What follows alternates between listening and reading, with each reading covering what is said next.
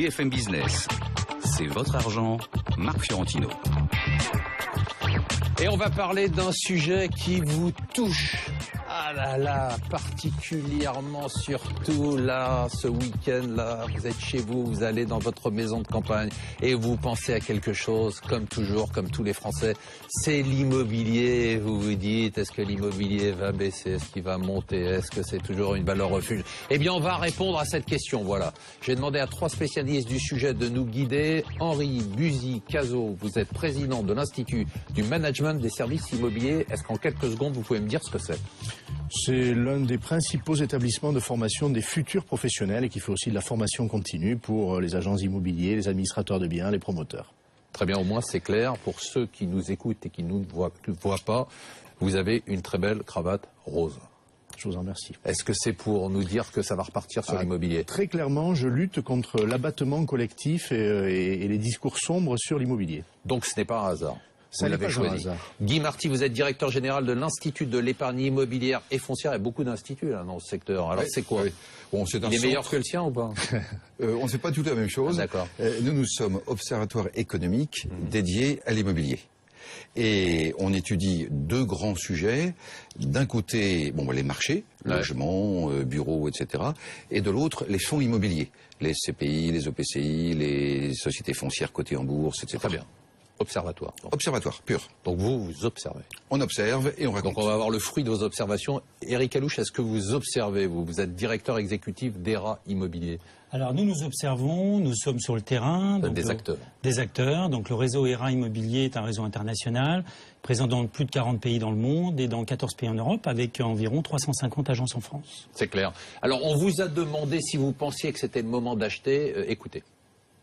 Les prix sont encore abordables. Plus tard, dans 5 ans, les classes moyennes ne pourront pas acheter. C'est trop tard, il faut acheter il y a 10 ans ou il y a 20 ans. Il y a plus d'offres que de demandes en ce moment, donc ça favorise les personnes qui cherchent et pas ceux qui vendent. C'est un peu encore tôt, il faut attendre encore quelques mois. C'est toujours le moment d'acheter. Tout est en baisse, donc je pense que c'est le moment d'investir. Encore faut-il avoir des sous. Acheter aujourd'hui, nous n'avons pas de pouvoir d'achat, donc il est très difficile, vu le prix des habitations, de pouvoir acheter.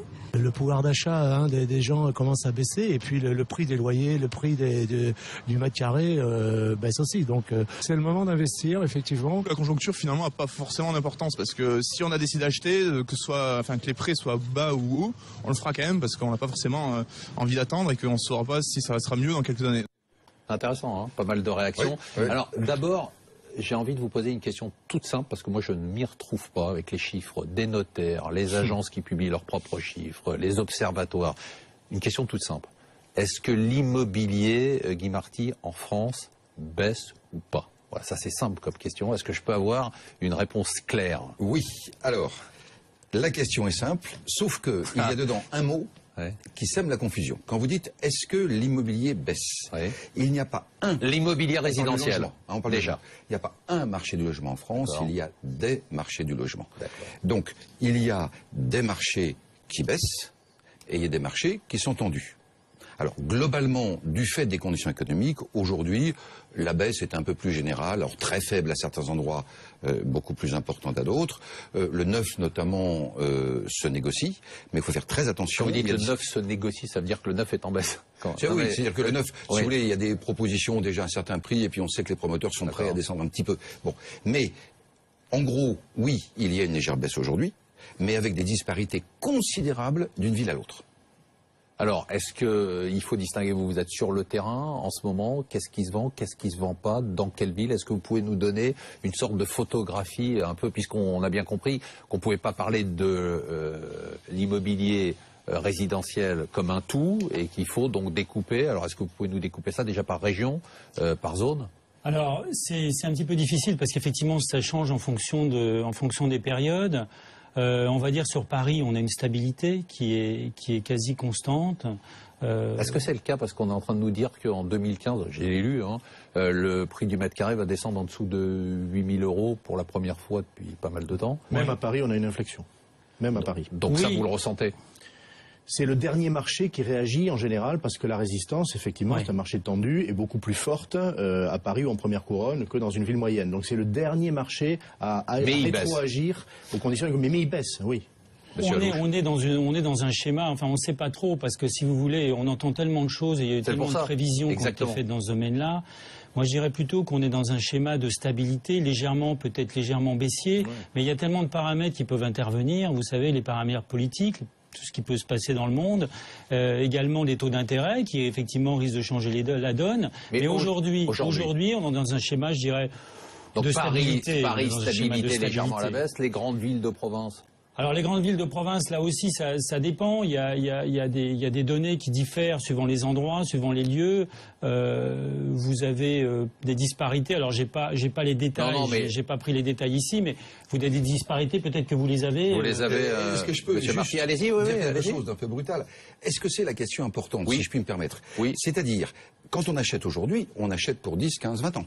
D'accord, mais déjà, avant d'acheter, je voudrais savoir, moi, si on a baissé ou pas. Ah oui, d'accord. C'est-à-dire de dire, est-ce qu'aujourd'hui... Parce que là, il y a des choses à dire. Les chiffres des notaires parus hier ressemblent quand même à un juge de paix. On a, sur l'essentiel des grandes villes, un mouvement de baisse légère, parce que ce sont des marchés tendus, voire très légères si on parle de Paris. Sur les villes moyennes, et c'est déjà à l'œuvre depuis 2 ans, des baisses de 5 à 10%. Par rapport à il y a 2 ou 3 ans. Ça, c'est indéniable. Et quelques villes, quelques grandes villes ou villes moyennes qui résistent. L'exemple de Montpellier a été présenté par les notaires, l'exemple de Bordeaux, avec à chaque fois des vraies raisons de résistance. Donc il y a des îlots de résistance, mais globalement, le mouvement est à la baisse. Les conditions économiques sont là. C'est quand même un poids qui vient peser sur les prix et qui vient les orienter en faveur des acquéreurs. Alors je voudrais quand même dire qu'il n'y a pas de catastrophe. Il ne faut pas que les gens pensent que les prix chutent, que les prix baissent. Absolument. On est dans un schéma quand même où l'immobilier en France reste quelque chose d'extrêmement dynamique. On est sur les 12 derniers mois, suite aux dernières, effectivement, la dernière publication de l'INSEE, on est à 725 000 ventes dans l'ancien au cours des 12 derniers mois, donc ce qui est quand même plutôt bien, plutôt positif, puisque en 2009, on est descendu à 500 et quelques mille ventes au cours des 12 derniers mois. Donc on a rebondi par rapport à ça. Voilà, on a retrouvé des niveaux de 2006-2007 en 2012.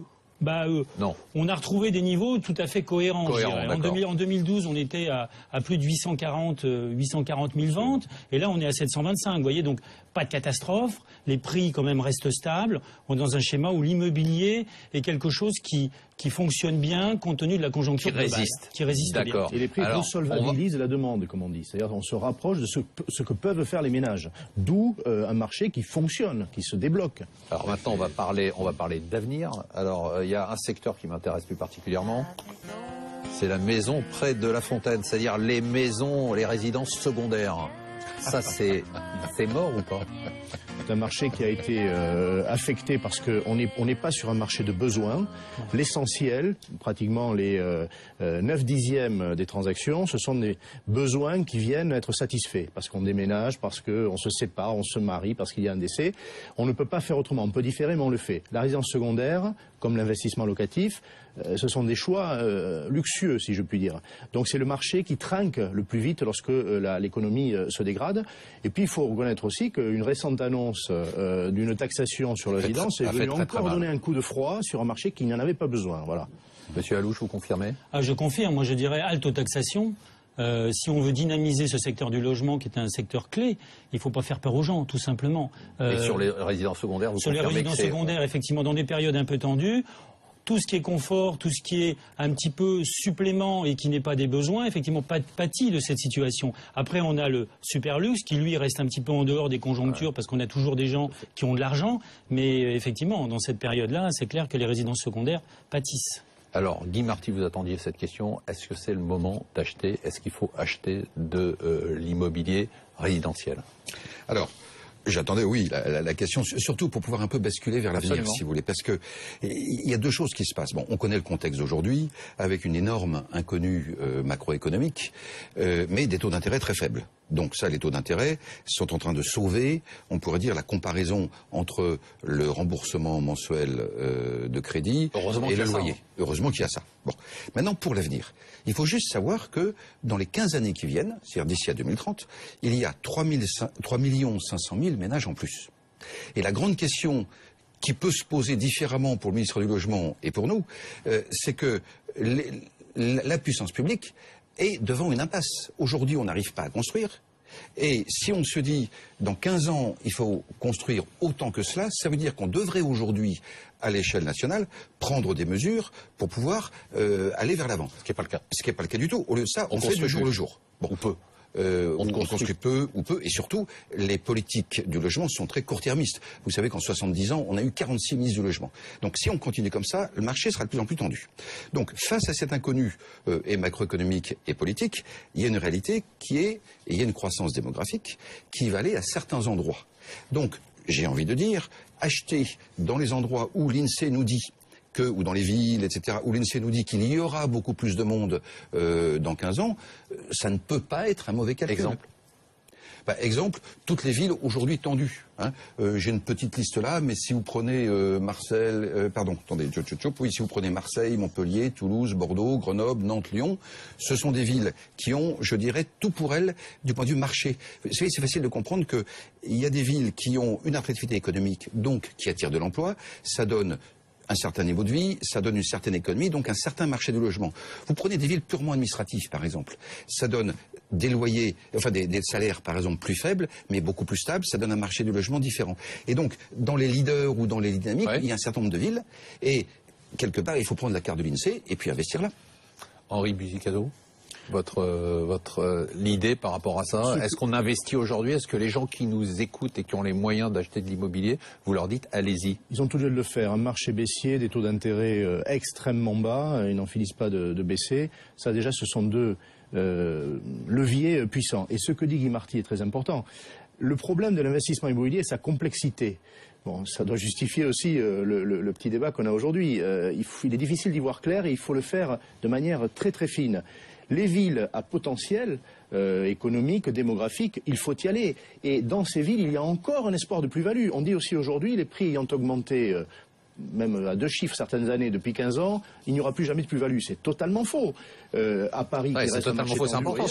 C'est important ce que vous dites, parce qu'aujourd'hui, c'est exactement ce qu'on pense. Il y a beaucoup de gens qui disent qu'il n'y aura plus de plus-value. Vous dites c'est faux. C'est totalement faux. Il y a dans les villes bien choisies un espoir de plus-value. Moi, je dis je doute. C'est-à-dire, j'aime beaucoup en général les analyses d'Henri Buzicazo. C'est vrai que, attention, le climat macroéconomique et notamment monétaire, certains disent on pourrait avoir une déflation, par exemple. Vous pouvez dire qu'il y aura des plus-values s'il y aura déflation. Par contre, je ne sais pas s'il y aura déflation. D'accord. Éric Alouche, vous dites c'est le moment? Moi, je répondrai, si je peux me permettre, un petit peu différemment. Je dirais, face à une situation où on a de plus en plus de placements qui sont du placement virtuel, l'immobilier reste un placement sûr, pour répondre précisément à vos questions. Alors après, il y a 2 types de placements. Qu'est-ce qu'on entend? Est-ce que c'est du placement pour avoir un rendement? Ou est-ce qu'il s'agit de se constituer un patrimoine personnel, peut-être pour se loger soi-même? C'est pas la même chose. Alors commençons par se loger soi-même. On a beaucoup de débats aujourd'hui. On va revenir dans la partie suivante sur le fait qu'il vaut mieux louer qu'acheter. Alors pour se loger soi-même, pour moi, il est clair que c'est toujours une bonne opération. Pourquoi? Parce qu'on a un patrimoine, on a quelque chose qui est tangible, quelque chose qui existe, qui est à l'abri des difficultés qu'on maîtrise absolument pas, effectivement du virtuel, de la bourse, etc. Donc pour se loger soi-même, si c'est sa résidence principale, il n'y a pas de débat pour vous. C'est une épargne forcée. Ça, c'est un argument qu'il faut rappeler, c'est une épargne forcée. Donc le débat louer ou acheter, c'est un faux débat. Oui. Si on a les moyens d'acheter, je dis bien. Oui, parce que quand on fait des comparatifs, certains de vos confrères le font régulièrement, si on épargne ce qu'on ne mettra pas dans l'opération d'accession, c'est faux. On n'épargne pas. On est soit dans une démarche d'accession et donc d'épargne forcée, de constitution patrimoniale pour l'avenir à 10 ou 15 ans, ou dans une démarche inverse. Voilà. Très bien. Au moins, sur ce sujet-là, tout le monde est d'accord, c'est clair. On se retrouve tout de suite pour parler du reste.